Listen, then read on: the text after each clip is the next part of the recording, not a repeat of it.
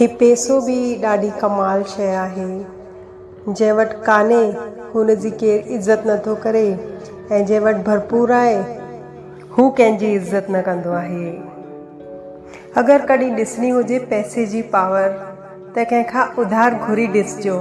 ही रिश्तो तोड़े बि सघंदो ऐं जोड़े बि वेंदो।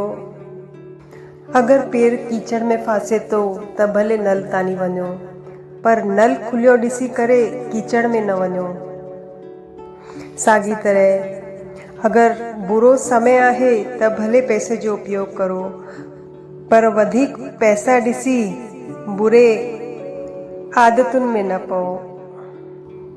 पैसो चए थो भले मां मथे गॾु कान हलंदसि, पर जेसिताणी मां हेठि आहियां तोखे ॾाढो मथे वठी हलंदसि।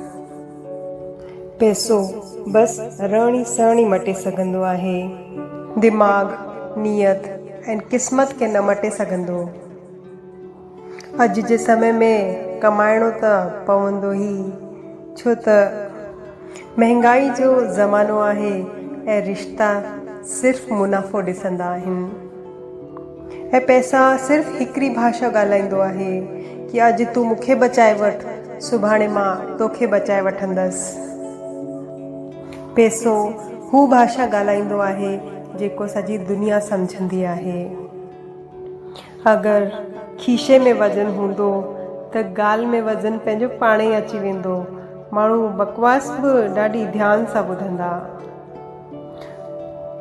धोखे सां कमायल पैसनि सां अगरि तव्हां पुण्य बि कंदा त हुन जो फल हुनखे ई मिलंदो जंहिंखे तव्हां धोखो ॾिनो आहे। बाज़ार में घुमंदे महिल खीसे में पैसा हूंदे सूंदे जेको पंहिंजी इच्छा पूरी न कंदो आहे हू ॿियो केरु कान पर हिकिड़ो पीउ हूंदो आहे।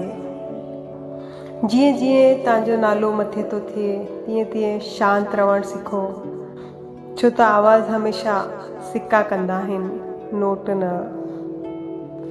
पंहिंजी संपत्ति ते कॾहिं गुरूर न कजो, छो त तव्हांजी बीमारी में ॿिया फ़ैसिला वठंदा कि तव्हांजो पैसो तव्हांजे मथां ख़र्च करणो आहे या न।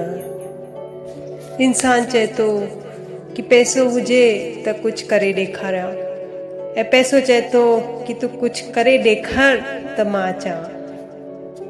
ऐं चंद नोटनि ते विकामजंदा आहिनि माण्हू बि। केरु चए थो कि महांगाई वधी वई आहे। अगरि ज़िंदगी में कामयाबु थियणो आहे त पैसनि खे भले खीसे में रखिजो, पर दिमाग़ में न।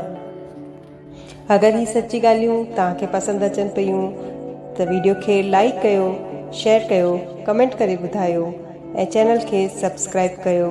ऐं हमेशह ख़ुशि रहो, खिलंदा रहो, खिलाईंदा रहो, कॾहिं पंहिंजे लाइ कॾहिं पंहिंजनि जे लाइ। जय झूलेलाल।